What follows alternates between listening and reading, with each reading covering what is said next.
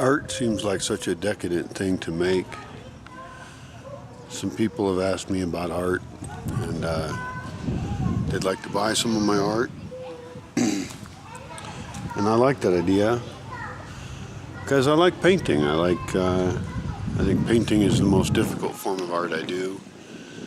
I'm not going to take photography and think it's art, although there are artistic elements to doing photography. In fact, I'm a big supporter of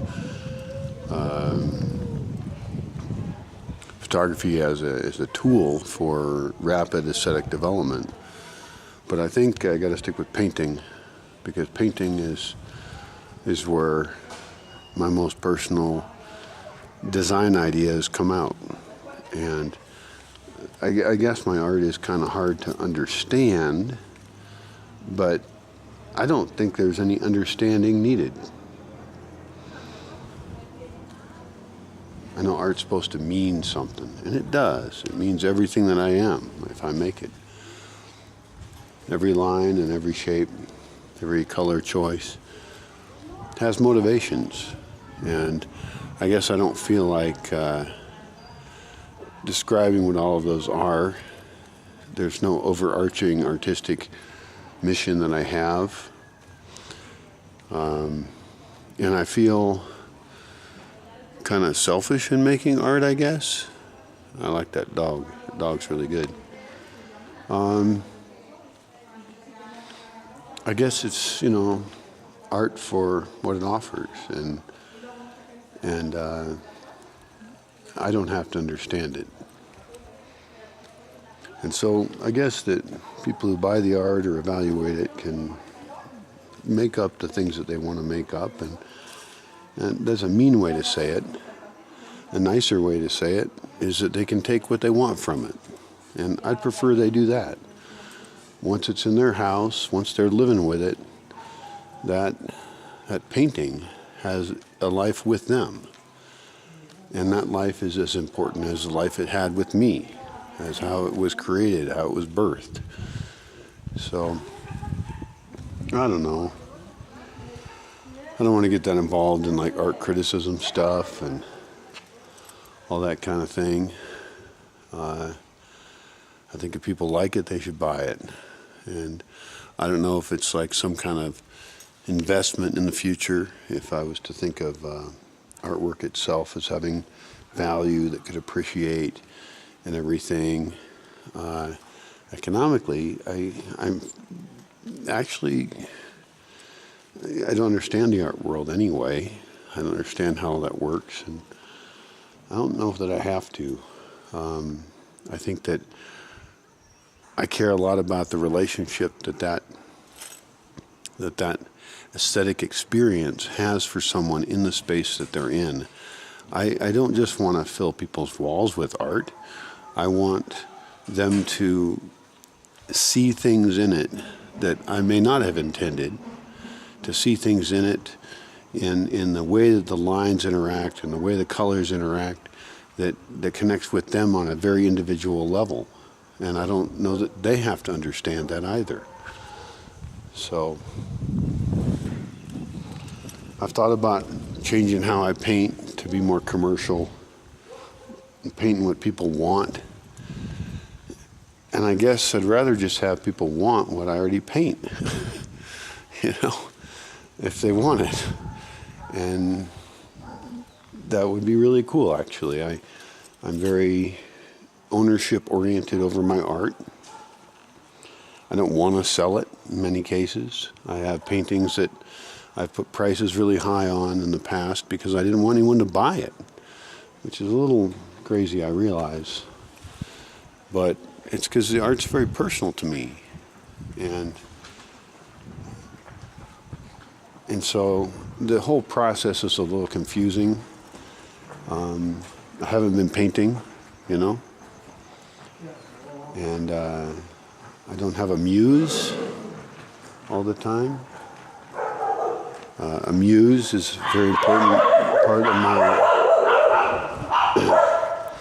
A muse is a very important part of my artistic process because I want someone there that I'm painting for. A reason for me to do it.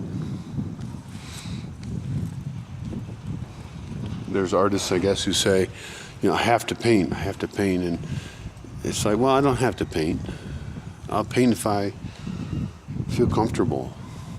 If I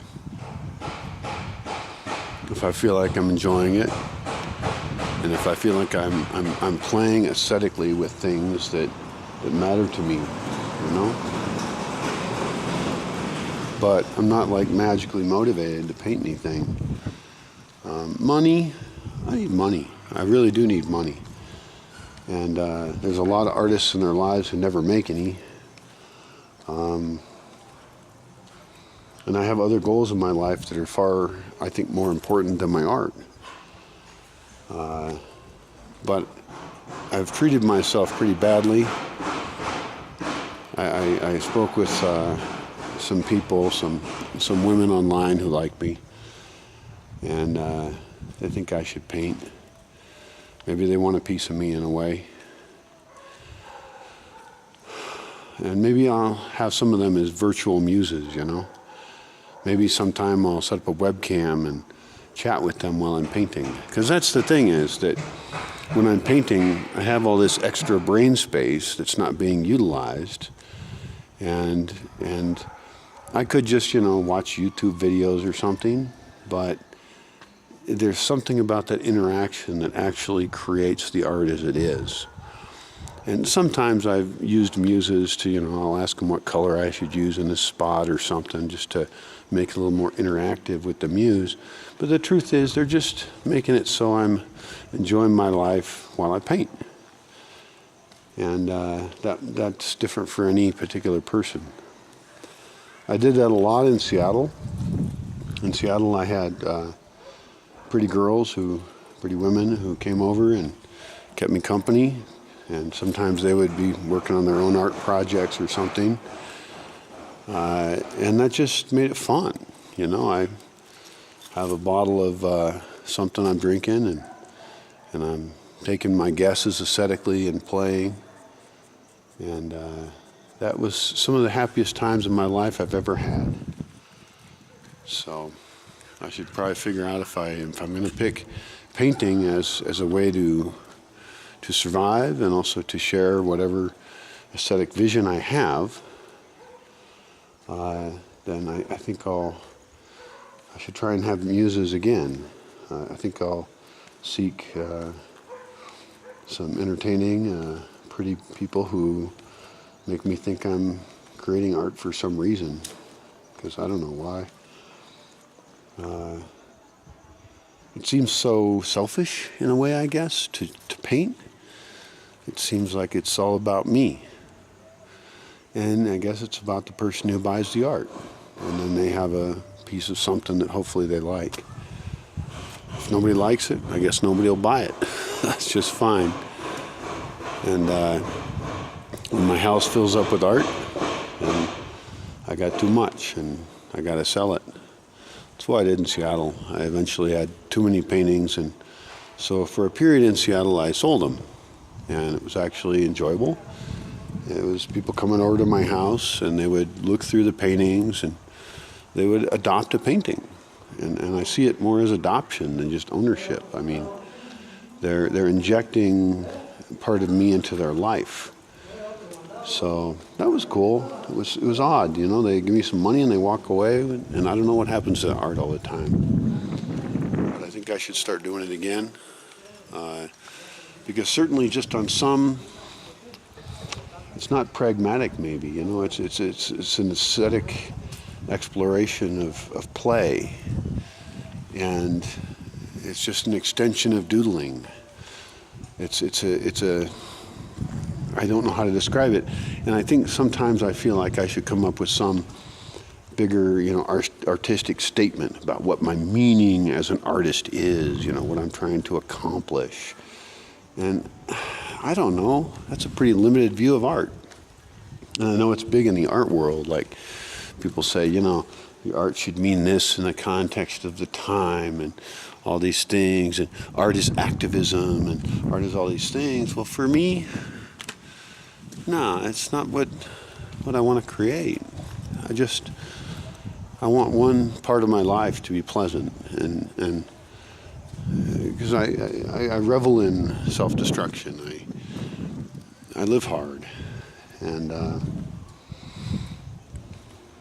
so I guess one hedonistic aspect of my life could be art, where I could just enjoy something, you know, feel good art. It doesn't all have to be just pretty pictures either, you know. Some of the ways of being that I am, some of the ways my fingers want to express themselves is jarring, and so I think the artistic exploration, it can be fairly wide. And I don't really want to make series of art. You know, like I think a lot of artists do that, and they find something they like, and then they make a whole bunch of that thing. And maybe I'll end up doing that. I'm not saying it's a bad thing to do, but the funnest thing for me is to make things that play in ways that I haven't played before. And sometimes, you know, the line part for me is the easier part. Is it? No. I don't know, but the line part for me is very important. And so I was going to say that, I mean, the color, I think that my sophistication with line is far superior to my sophistication with color. And so now I would like to play more with color interactions in addition to shapes. And again, always exploring the bad line, which I've talked about the bad line before, and then how the bad line is broken and how I can kind of shatter that into color interactions. If that makes any sense at all.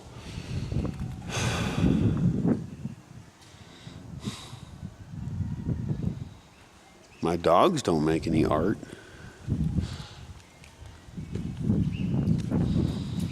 So I don't know why I have this motivation. But we'll see what I create next. Because I can't create the same way I did before. I don't know where I'm at with it. Well, I know this.